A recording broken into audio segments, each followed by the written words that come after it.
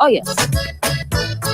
It has been raining for a couple hours or more. Well, where I am in SVG. It's been raining for the morning where I am in SVG. I know sometimes when it rains, like in the southern part of the island or maybe in the Grenadines, there's no rain in the northern parts, and other places are dry. How is the weather in your neck of the woods? Good morning, SVG. Good morning, you remain Hyrule and land of the blessed gem of the Antilles. Welcome to the wake up call for Friday morning, right here on X104.3 FM. The 5th day of November is upon us, moving along quite swiftly. And the first thing you should do every single morning is give thanks for waking up, for seeing the sunrise, for smelling the freshly cut grass on the outside. Somebody cutting grass next to you. You know what I'm saying? You know, rain has a scent. When rain touches the grass and the trees, it has a scent. The smell of earth. The smell of life. You know? Good morning, man. Good morning. Hey, we're on Facebook, YouTube, and Twitch, live at Extreme 104 SVG. And if you're also joining us from 88.5, welcome. 104.3, welcome, welcome. www.x104fm.com. Triple welcome. All right. Your favorite app, your favorite website, your favorite frequency. Facebook, YouTube, Twitch. Good morning to you and welcome to the wake up call. This Friday morning, we're going to take you up until 9 o'clock. Because Fridays are shorter. Everything is more compact. All right. Good morning to all the folks across the length and breadth of St. Vincent and the Grenadines, the rest of the region, US, UK, Canada, Asia, Africa. Good morning to you and welcome. All right. If you're making a trot right now, you're on the road. Good morning to all the drivers, conductors, passengers. Make sure you have a wonderful day today. Make sure nobody up and stress you out today. You understand? Tell them you're blessed and highly favored. You're taking on any stress. Understand? Wonderful. DJ Jose and yours truly, Crystal, we're going to be taking care of you this morning. All right, good morning to the folks down there at the vegetable market, the meat markets, those who are working in the security service sector. Good morning to those who are working in the education sector, those who are working in health, in the health sector. Good morning to you. Self-employed folks, good morning to you. Traffic. Morning. Special good morning to the traffic department of the Royal St. Vincent and the Grenadines Police Force. Special good morning to all the students and teachers. Good morning to the Minister of Education. Yes, good morning. A very trying time indeed. I know you have to face a lot of challenges right now. And let's deal with the trending stories, right? Overnight, right? There's been quite a bit of talk. And we have to get confirmation at some point today from the Minister of Education, all right? On whether or not rumors of students coming down with COVID-19 symptoms, whether or not those rumors are in fact true. All right? We have to either confirm or debunk that. We have to debunk that this morning. All right? So whether it's a confirmation or whether it's saying, hey, that's not true. These things are not happening. We are not at that point. All right? We have to clear the air on that one today, okay? Good. Because spreading of misinformation is very dangerous. If it is in fact misinformation, wrong information, wrong news, very dangerous. And if it is in fact true, then the ministries, because it's the Ministry of Health and the Ministry of Education, they both have to deal with that. So let us see what is going on with that one. All right? Also trending overnight, like I said, good morning to the traffic department. What is going on at the tarmac? What is going on at that bypass road? What is going on? I see my friend there, Ricky Adams, kind of sending off a little rant on Facebook last night. Let me read it out for you. All right, you could hit us up on Facebook in the meantime, on WhatsApp in the meantime. I know you guys love to say good mornings first thing in the morning. All right, and really and truly, that's what you should do. Manners and respect first thing in the morning. Okay, lovely, lovely, lovely. So let me pull up the post here.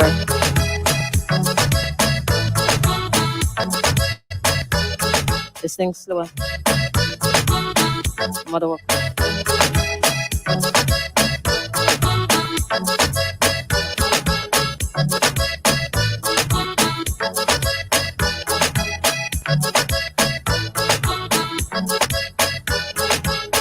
All right. Whew. I had to wait a whole year for it to load, boy. Merciless. He says, I am confused. We opened a bypass through E.T. Joshua to alleviate traffic congestion. And then during the busiest morning traffic period, we make everyone who wants to drop children to two of the largest schools in SVG have to use a single entrance at options to add to the traffic in Arnesville. That was a question mark right there. So parents from Wynwood, Leeward, and Central all have to enter from that side and add to the traffic. This is not even a regular busy day. And traffic is backed up to Rose Cottage. Wow. Secondly, please, before somebody gets injured, establish the integrity of that footbridge and put some rails on it. Now, this was 11 hours ago, but when I passed this morning, I am absolutely certain that I saw rails, at least on one side of that bridge there. But if an ordinary citizen of St. Vincent and the Grenadines, perhaps yesterday at some point, is able to identify a fault, a hazard in a bridge that is open and accessible to all the entire public, including children, all right? You know, children more vulnerable to a lot of things, all right? Including children. Why was it open before it was safe for people to pass and people to move? So you're telling me, if this is in fact correct, a bridge was open before the railings were put down? Or is it that people didn't see the railings? Come on, man. Clear that up. All right? It says here, finally, can we get the brains to sit down and work out a proper traffic management plan for that area? I don't imagine that we think that it makes sense to keep driving out there twice a day, every weekday, to put down cones and mobile no entry signs for 3 hours, and then put a police officer to stand up and watch them. I am confident that we can do better than this. Well, for the last point there,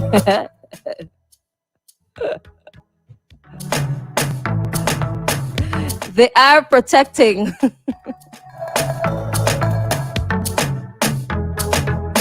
you know, I never thought of it like this.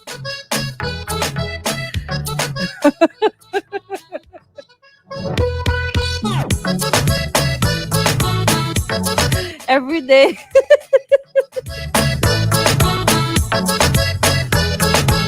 I am so sorry. Check it out for real. Every day they drive out to Arnesville to rest on cones and watch man them. But you realize why they have to do it, all right? You can't keep the road like that for the whole day. Woo!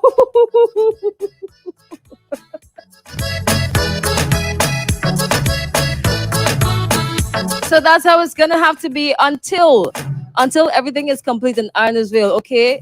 Y'all just need to hold on, have some patience, please. So for the next 3 or so years, they're going to be putting down cones and watching them, okay? Putting up stop signs every day.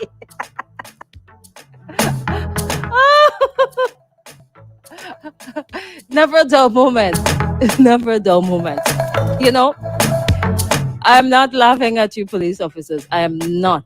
Do not misinterpret me. It's just how he outlined it. It's a little funny. It is a little funny. But that's the reason I have to do it, because they cannot put down anything permanent there, okay? So this is what has to be done. Remember in the get-go, you guys begged, we begged for the tarmac to be open, okay? So these are the conditions under which the tarmac can be opened as a bypass road, and it has been serving excellently for the people of SVG. You don't have to go around the roundabout anymore. You just zoom, go across the tarmac.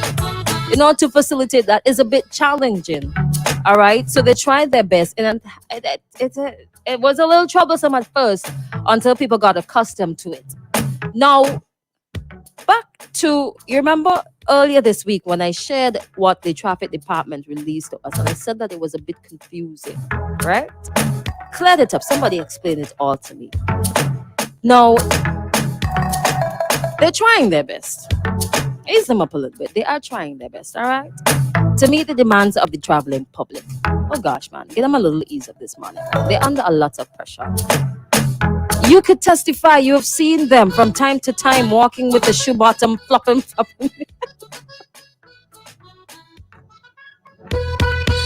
It's a very trying time for them, all right?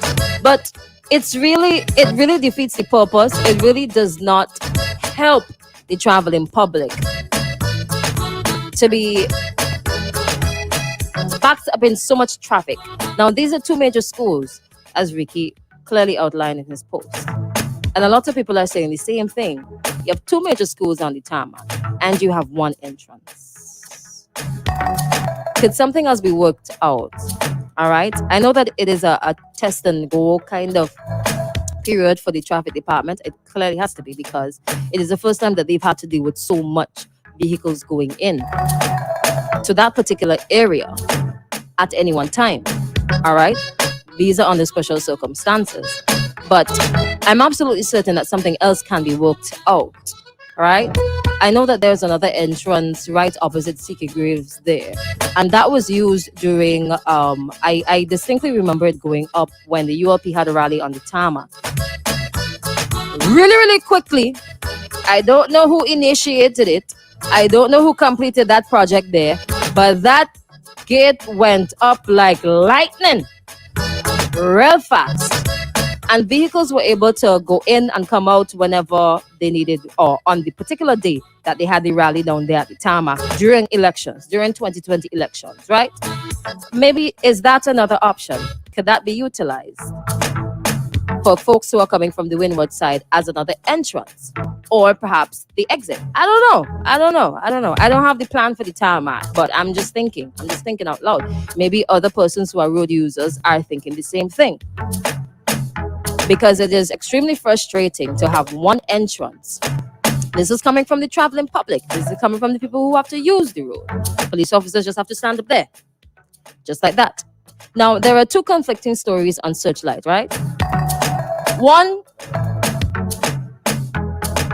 says that the traffic department pleads with motorists on Arnesville bypass. And then another says, drivers and commuters are not happy with traffic changes at Arnesville bypass. Crickets. Madness, I tell you. So, somebody happy and somebody else unhappy. Maybe they're happy because it's easy for them. They just have to stand there. But let us find a way to resolve the situation, right? So the people who actually use the road do not have to be frustrated, do not have to be held up in traffic unnecessarily. All right, for long periods of time. We got to find a way to fix the problem, all right? Once there's a problem, we got to fix it, all right? At this time, we're going to say good morning to folks who are coming in on the WhatsApp. Good morning to Denville. Somehow I find... Denville, seriously... Good morning to you too. Blue is your favorite color? Okay. Noted for future, okay? He says, good morning. We love Fridays on the X. Crystal, if I don't get to tune in early from this coming Monday, well, it's daylight saving time this Sunday, 1 hour back. Have a great weekend, everyone. Good morning to Jax. Good morning, brother Jax. Picking up the Extreme team. Oh, this is nice. Good morning from beautiful Bermuda. Is that Christmas lights already? Y'all don't stick, boy. I know some people don't put up the Christmas tree and thing. Mother work. Good morning to Kathy. We're going on Facebook now. Good morning, Kathy. Good morning, Paulette. How are you doing this morning? Good morning to Michael. Good morning to Highly Favor. Kathy says, be safe, my Vincy people. DJ Kabuli is on the inside. Good morning, my dear. Have a blessed day as well. Lornette, oi! Good morning. Good morning to Ezekiel. Yeah, Dry Leo says, I heard that the rails are up now. Yeah, I saw them this morning.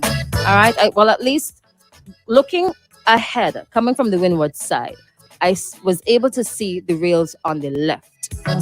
Right? But the way the rails are set up, it's... How do you explain it? How do you explain it? There's no bar in the middle. There's just a bar at the top and bars coming down vertically. So there's one long horizontal bar for the top of the railing, and then the vertical bars, vertical pieces of steel going across. You know, like up Castle Hill now. Yeah, but instead there aren't any that are going across in the middle.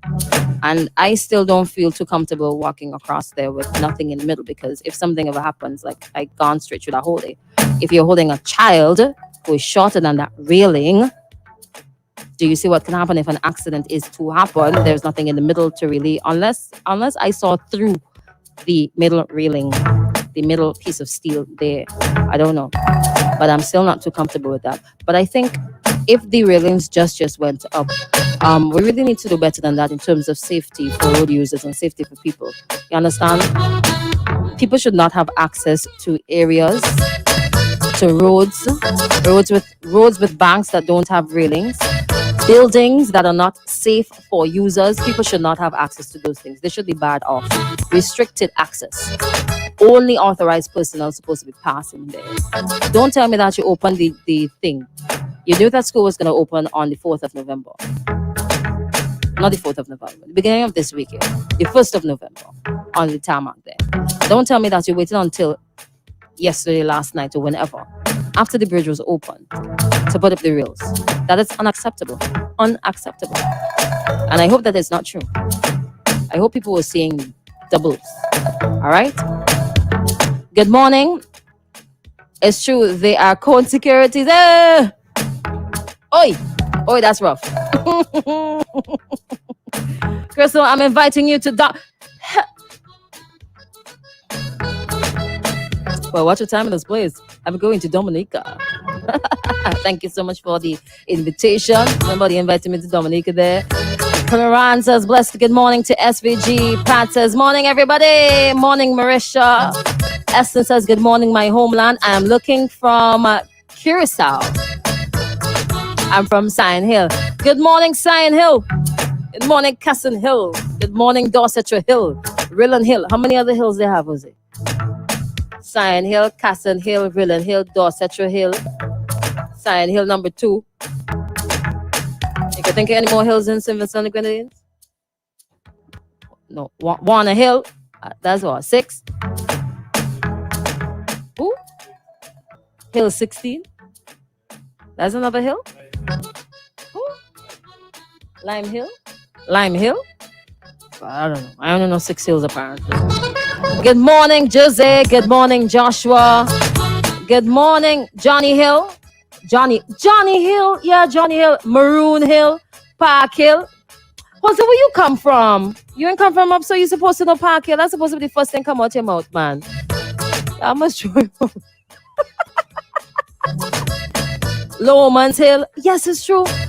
Lowman's Hill. How many other hills they have here? Airy Hill. Ooh. Greg's Hill. I never hear Greg's Hill. You just put on the hill on Greg.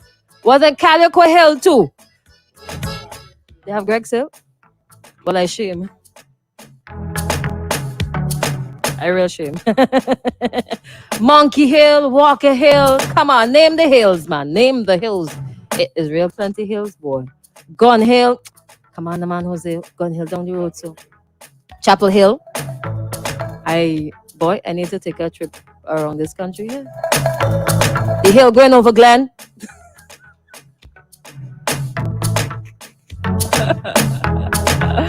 Oh man, Calico flat, but Calico Hill. Yes, there is a hill. Let me tell you where the hill is in Calico. Remember, parts of Calico on the sea level too. Let me tell you where the hill is. When you're coming down from the center there, coming on the main road from the clinic, you have to make a little incline by the police station to go out on the main road. That is Calico Hill. Don't doubt me. Good morning to all the folks in Calico and surrounding areas. Glen, Ratho Mill. No, that's a mill. That's not Ratho Hill. Ratho Mill. If it was Ratho Hill, we wouldn't be able to pronounce it. 20 Hill, Pilgrim Hill. Ooh, real plenty hills, boy. Morning, Laura. Cherry Hill. Is real plenty hills in this place, boy. Some countries can't have them kind of names here, you know. Hold on, let me go closer to the screen to be able to recognize this one here, boy. Pansombi Hill in Evesham. Kings Hill. Green Hill. Whoa. And me here, boy, I really live on the rock, boy. I could only name 6 hills. And I'm pretty sure we've had like 20 hills right now. 20 hill. No pun. Right, I said 20 hill already. But I was counting. Brother Ebony sang a song about all them hills. True. True. St. Vincent full of hills. Orange Hill. Ah, come on, man. Maybe they should have Grapefruit Hill too. Lime Hill. Pepper Hill. Yeah, that's not a bad name. Pepper Hill. I'm going to name my hill Pepper Hill. Come up to Pepper Hill. Take a right. Look for all the bush. That's where I am. What time is it? 10 minutes on to 7 o'clock. Good morning to you, Crystal. This is coming from Orlean. Good morning, Orlean. Good morning. Oh.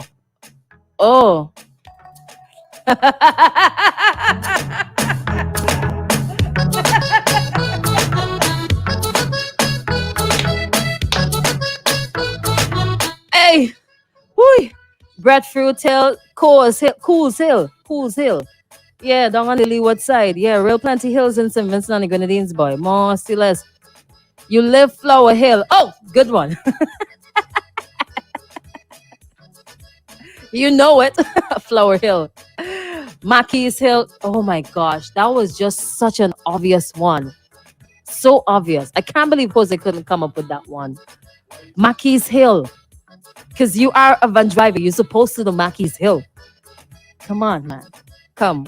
Y'all going up Peace Mount? No, we're going over Mackey's Hill. Come on, man. Come on. You're supposed to. Rillan Hill. Globe Hill.